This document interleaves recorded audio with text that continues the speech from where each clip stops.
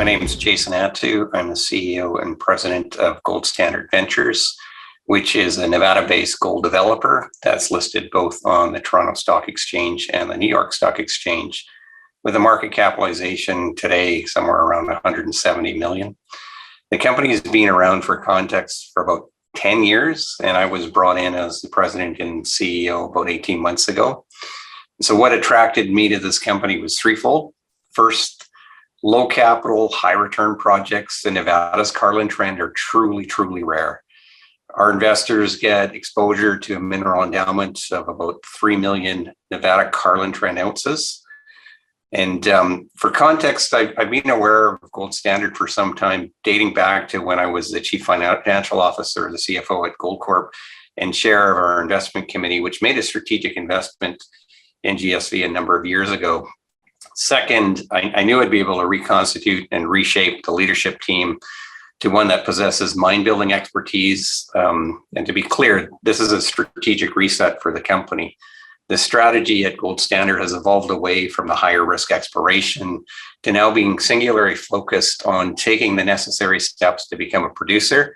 But again, without forgetting the roots of a company in that what I believe we have the most prospective land package for which we can explore and add ounces to an already enviable 10-year operating mine life.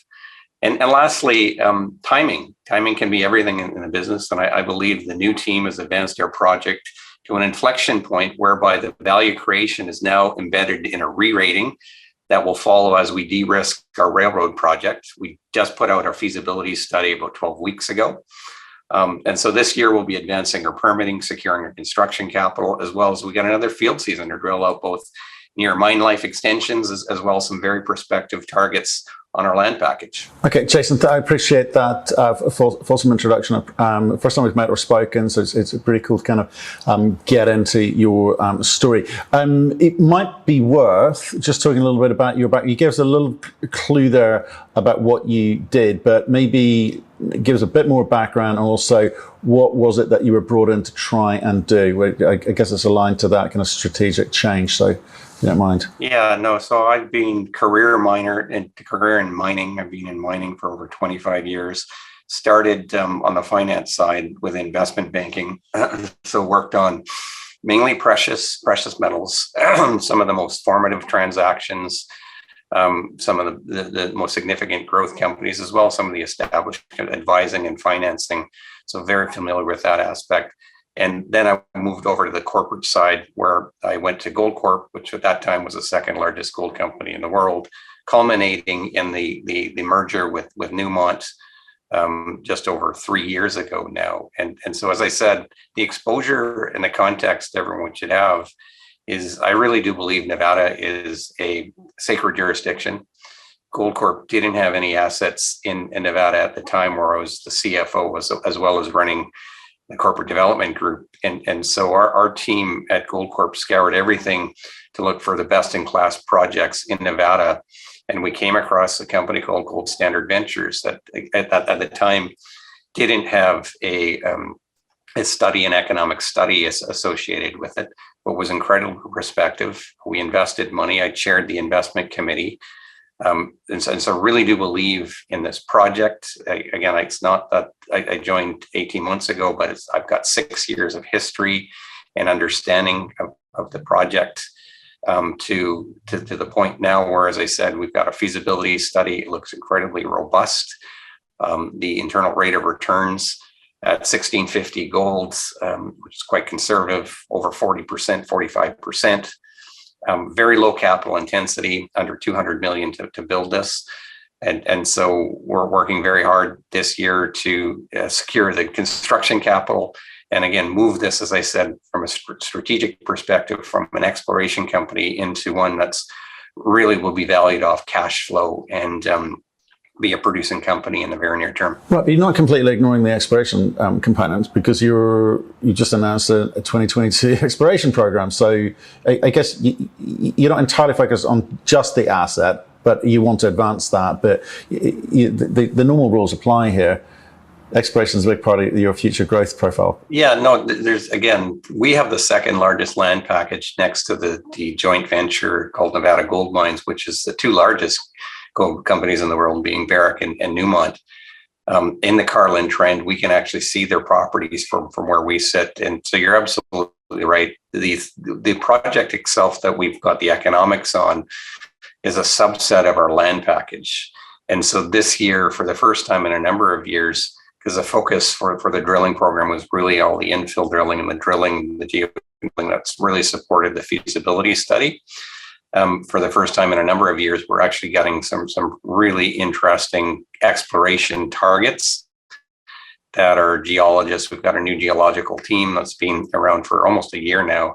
They've reinterpreted all the data layers, all the information historically. There's a lot of information, again, in the Carlin Trend, identified a number of targets that both have some resources on it, some do not, with the purpose of being twofold. The first being we've got a really good core in our project, or our 10-year mine life. And so we clearly would like to add more ounces to that and to extend the mine life. So there is some exploration going on. For the most part, our exploration is about 50% on oxides and 50% on sulfides. And so our project is 100% oxides, meaning that it's a technically straightforward heap leach run of mine operation. There's no mill associated with it. There's no complex processing. It's essentially putting the ore on a leach pad and essentially leaching off the gold. So part of our exploration program is to find more of those oxide ounces. But the optionality with the project is, again, there's some significant sulfide that typically sits underneath these oxide pits or pods that we're going to go out and drill significantly for a couple of reasons. First and foremost is we have two pits in our current mine plan, one called the Dark Star pit, one called the Pinion pit. Right underneath our Dark Star pit, or when we actually mine, we're going to be mining about 32,000 ounces of sulfide ore that's just going to sit above ground, because that does require a processing facility.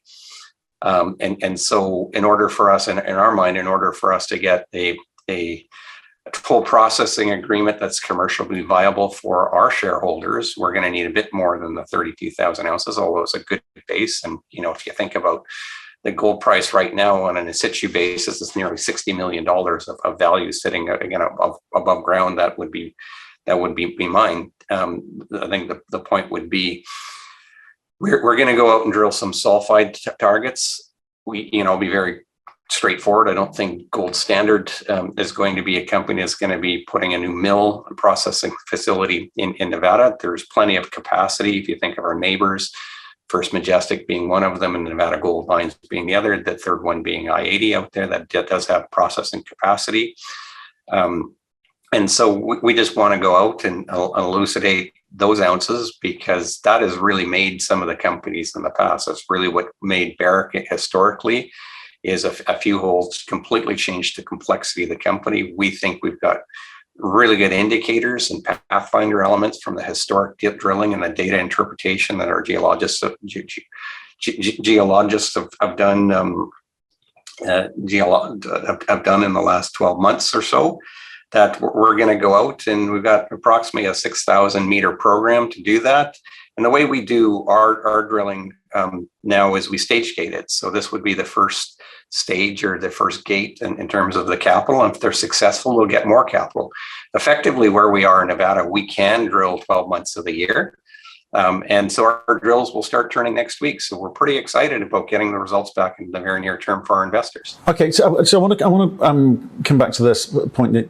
So of the 3 points, new strategy intrigues me, because obviously Larry Radford's left recently. You're in 18 months ago. You moved from sort of predominantly explorer into potential, producer. So the board's going to have to, rotate out what one presumes, or what will be added to in some meaningful way. So can you, one, is that the case, or have you got everyone on board that you need? So from a board perspective, or from a management perspective? Well, I guess operationally you'll need the skill sets, but also the board too is going to have to make some of the right decisions. We do have some really good, we've got some really good bench strength. Again, we're a very lean team, so we've got approximately 20 employees right now. We're looking for this project to do what's called an EPCM, which will require an owner's team. And so we're building out that owner's team. We do need a chief operating officer, but in the interim, we've got some really, really decent and very experienced 35, 40-year individuals that have run projects, built projects historically, and metallurgists that, again, it's just top drawer. And so you're absolutely right. Our chief operating officer did move on to a bigger, more established company to be their chief executive officer. But he still really believes in the project, and arguably the stepping off point where we had a feasibility out, and now we're obviously moving into, first of all, getting financing, and then second, construction. So we do need to hire a number of high quality, talented individuals. But I can tell you that the search process we have now, we're just being overwhelmed by the quality of individuals. Firstly, second, again, our project is approximately 10 miles from Elko. Elko, Nevada is a very well established base for very high quality, high talented, experienced operators. And so again, this is not a remote operation. This is not people in Elko, very well established. We think as we move forward and de-risk the company, mainly from a financing perspective. Once we get our financing, and look, the guidance that we've given is Q3, Q4, we'll have our construction capital all tied up. That's when we're really going to be able to build out our owners team, including, we're anticipating having a chief operating officer announced in the next months. Anyway, that again, when you have a project that looks at a current spot, and I know spots come off, the internal rate of return is over 64%, with a net present value of $500 million, a payback period under a year and a half.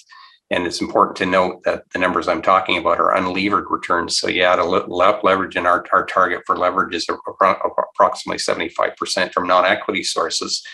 You're getting to a rate of return of near 100%. There's very, very few projects, especially in Nevada, that have this prospectivity in a world-class jurisdiction like Nevada that's comparable. So again, not too surprised that we're getting really good, high caliber individuals wanting to join GSV, because we're part of a growth company. Yeah, the numbers are really good, and like I say, when we get a chance to sort of dig into them in a second. But I'm sort of intrigued about the process and the brain power engaged here, because if I look at the changes from the feasibility the pre-feasibility through to the feasibility study, you kind of rotated out the crushing and the toll processing of the sulfide ore. So you've changed things up there. You've added $60 million to the process, but how much was that a case of the timing? Because timings, you said, is important. We've seen other companies put out economic studies at the beginning of the year, peak inflation across the board for capex type profile. How much did it affect you? Were you kind of slightly nervous about putting a economic study out at that point, or was it a case of like the numbers and the margins are so good it's kind of irrelevant for us? Yeah, look, again, it's a low capital intensity project. The initial capital we put out in the feasibility is $190 million, but I would say that's, again, we're not immune to the inflationary environment, even though, again, we've got no mill associated. Again, it's a straightforward. All we really need is the ADR facility, the refining facility, plus a small power plant. So to the extent that we'd be impacted around kind of the inflationary aspects, it's really only, again, we're not immune to it. And this is a current study, but there's things like diesel that we have to think through, and consumables that's going to obviously impact our operating costs, such as cyanide and other things that we do need for our mine operations. But I would argue, again, maybe we're not seeing it today, but if we continue to be in this very high inflationary environment and see headwinds around both capital, both initial capital and sustaining capital, we should see some significant tailwinds with respect to our commodity. So the margin that we have should be made. But again, we're not immune to, and we're certainly aware of what's going on with the inflationary aspects. What we're trying to do to mitigate these is secure the capital costs, like, again, it's not a huge fleet, but we're going to have a small fleet. It's really one drill and about 8 trucks that we're going to start with, to lock in effectively that capital, and get long leads dealt with in the next few months, and doing other things to again mitigate any sort of further expansion or creep of the 190 million. We don't expect it's going to be significant, but again, we're doing the work, and we're making sure we do everything we can control. But you also have to remember, from a timing perspective, we expect to be in our first gold, mid 2024.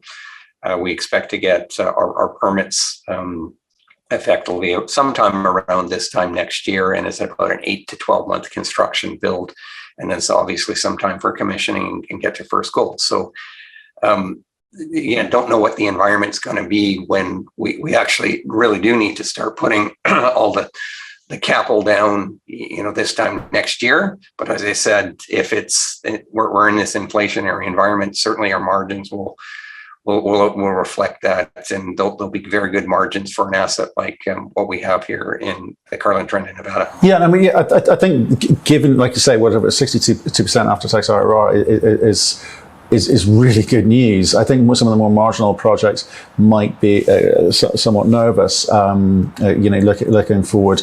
Right. So those are the things that are sort of in your control, and some of the things that are not in your control. I mean, one of the other things not in your control is around, obviously, permitting.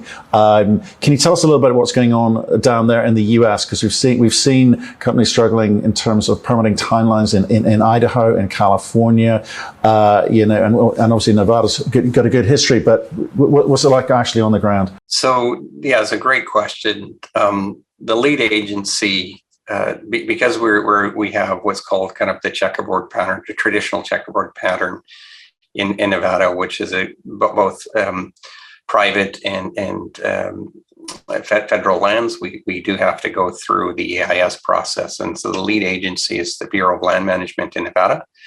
We put our plan of operations in a while ago, a year and a half ago now. So we're certainly in the permitting process.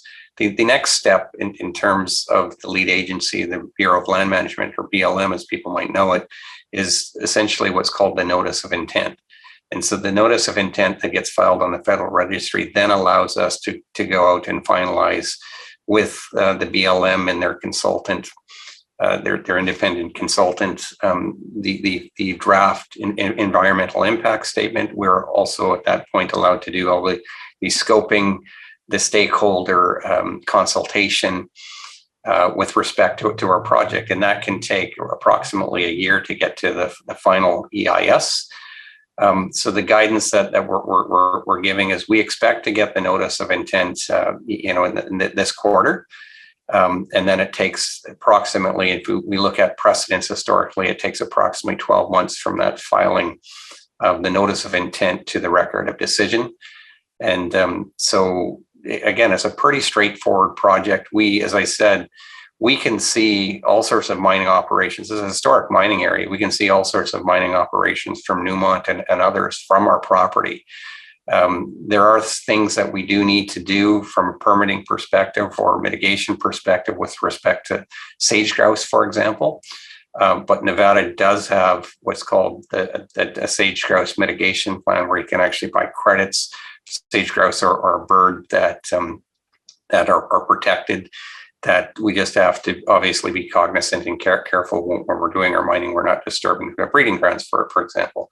But there's a test and tried process for which you can actually purchase the sage grouse credits, and or what we're investigating right now that would be more capital efficient and from a little company like Gold Standard, is we can actually go out and purchase appropriate land, provided that, again, the Nevada State Wildlife agrees it could be appropriate for sage grouse breeding areas or sage grouse protection. So again, there's paths through that. Once we do get what's called the record of decision, there are other permits clearly that we need, including air quality and water quality. But it's a pretty tried, tested, proven process The encouraging thing is we've got really good engagement with the BLM in Nevada. The individuals, again, quite well experienced, and they haven't changed. If you think it's not a political organization, and so there's some really good consistency with respect to the individuals there that have seen many of these projects. But this is not a huge project, and so our expectations, as I said, roughly about a year from now, we'll get a record of decision. And then it's about an 8 to 12 month construction period. Okay, so it's a well understood process. BLM I've come across many times on many projects. It was great. I'm fascinated by the sage-grouse component. I've never heard of that before. It probably wouldn't do well in the month of August over here in the UK when it's shooting season. But let's talk about some of the other things. We just in terms of just drill down there a little bit, because we've seen, obviously some states get a bad rap, but the reality is it's sort of, it's what you do at a county level and your relationships at a county level and local level that can sort of drive the kind of the social license, as it were.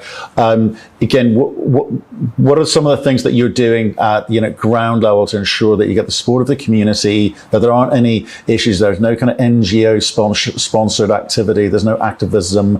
What's working for you? Yeah, no, it's a really good question. So I think our Railroad South Railroad project is quite unique in that, as I mentioned, Elko and Elko County, Elko is the biggest community there. This project actually resides within Elko County. So all the benefits, and there's a bunch of socioeconomic benefits when we're up and going. We'll be employing anywhere between, at peak, close to 300 people, but on a steady state around a couple hundred people. So there is obviously the socioeconomic impact, but I think more importantly, from a revenue perspective and a tax perspective, all that actually accrues to Elko County, whereas some of the other bigger operators, that actually doesn't come into to Elko County, it actually comes into Eureka and other space just on their operations. So we think, and again, we've obviously talked to some of the council people, some of the senators, so some of the individuals. There's a real political will for this project. It clearly is creating a number of jobs, a number of social benefits. It's obviously got a 10-year mine life, 11 if you include the construction period. And so there's lots of benefits from a socioeconomic perspective. And look, this is obviously, I come from a big company.